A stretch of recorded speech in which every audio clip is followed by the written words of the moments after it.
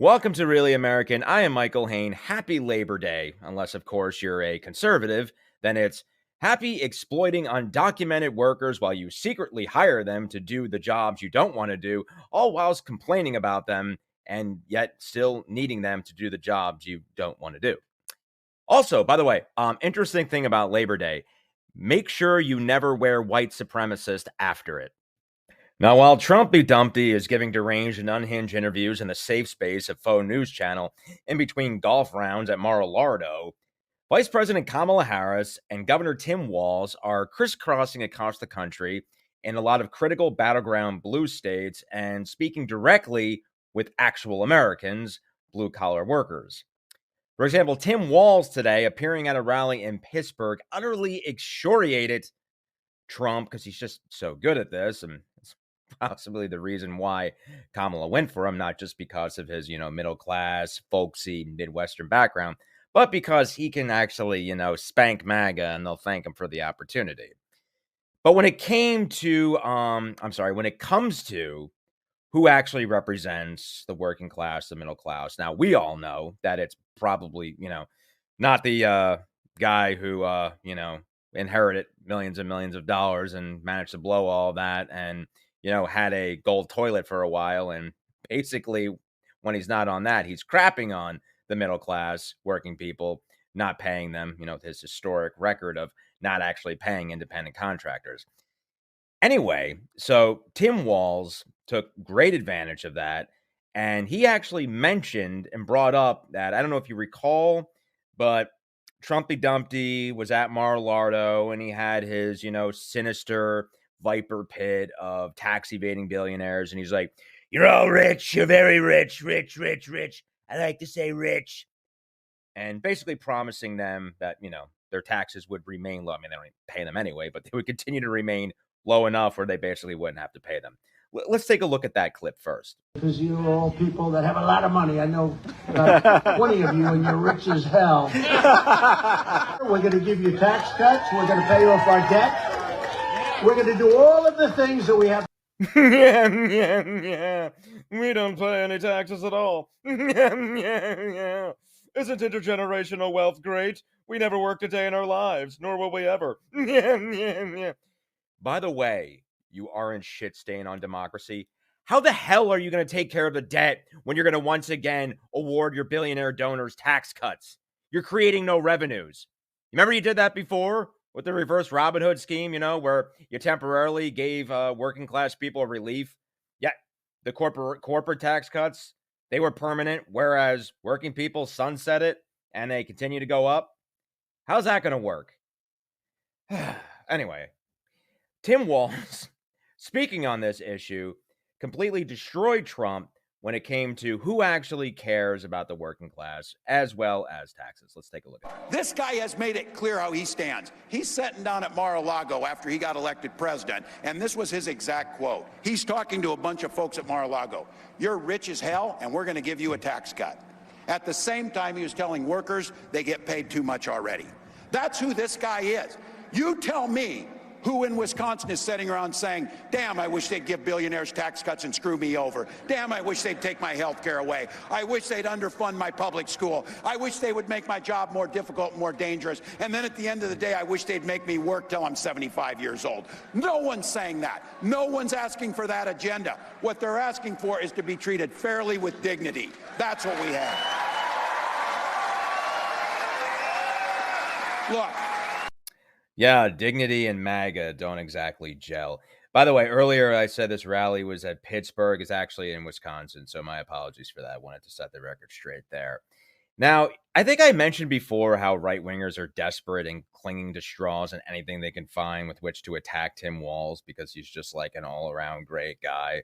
I think I mentioned earlier in a previous video how Kim Gargoyle was trying to find a stupid gotcha moment about Tim Walz apparently lying about his dog when he just was at a dog park and loving other dogs, which is what most of us normal humans without big mouth Billy Bass fish do, like Kim. Now, their latest line of attack has to do with Tim Walz and his finances. Tim Walz, basically, he does not have a diverse, He does not own many equities. I have a far better and stronger investors portfolio than Tim Walz. He doesn't own any real estate either. Both him and his wife sold their home. The guy, so he basically has a public pension. That's what he has. He has what most Americans used to always have, and then Republicans went after that. Another great gift from Reagan. But Tim Walz just has a pension. And the Wall Street Journal put out some pathetic attack going after Tim Walz, saying that he actually has way more net worth than he claims. Anyway, Tim Walz addressed those ridiculous allegations as well. Let's take a look at that.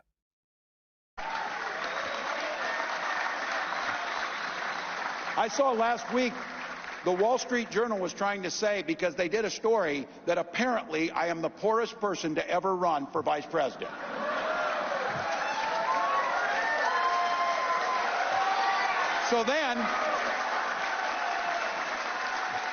But then they did another story that said, oh, he's actually richer than his statement says because he has, and I quote, like this is an evil thing, a defined benefit pension plan. That is my wish for every American, to have a defined benefit pension plan. I had two favorite parts of this speech. One was when Tim Walz went after Republicans and brilliantly exposed their hypocrisy, which is kind of another reason why Kamala went with him, because he just so hilariously dishes on their hypocrisy. This had to do with their supposed love affair with small government. Yes, small enough to fit inside a uterus. Now, nothing of small government. Also, every Republican administration has expanded government since Reagan. Anyhow, Tim Walz talked about this, but I think another major moment, and this is what's so significant and why Kamala and Tim Walz are, so desperately needed, because they represent normalcy, happiness, and decency. Tim Walz was talking about his experience with bullies. And what is MAGA? MAGA is basically the stupid bully kid from Christmas Story. You're like, you're going to cry, liberal. They're just complete self-owning ass clowns who then get their asses handed to them because, Ralphie, of course, kicked the shit out of him in that movie. And that's exactly what Kamala's going to do to Trump. Anyway, let's take a look at that. I know. We all know this. I remember a time when Republicans talked about things like freedom, they meant it. They would never turn their back on our allies. But that's not these guys. Trump and Vance, when they talk about freedom, means government should have the freedom to invade every corner of our life. They talk about small government, small enough to be in your bedroom, small enough to be in your exam room, small enough to be in your library, telling you the things that you should make decisions about. So let's be very clear. Where I come from and where you come from as neighbors, we respect differences. That's your opinion. Look, we're sitting here together, Brewers and Twins fans, Vikings and Packers. Look, we respect it. But on things like health care and what books I read and democracy, we all live by that very simple golden rule. Mind your own damn business. Mind your own business.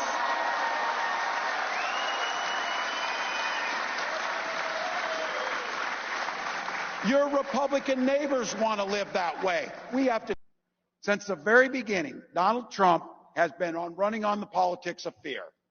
Look, I know something about that. I supervised the lunchroom for a bunch of years. Fear. Fear is a good short-term motivator, but it doesn't inspire people. It doesn't change their behaviors. And what I did know about that lunchroom, too, is the bullies who want to instill fear, they're the first ones to find out what happens when the tide turns. He's running scared now. He's running scared. This guy's so good at this. Anyway, I am Michael Hayne. This is Really American. If you like our content, smash that subscribe button and check me out on TikTok at Mike Hayne Comedian. Talk to you later.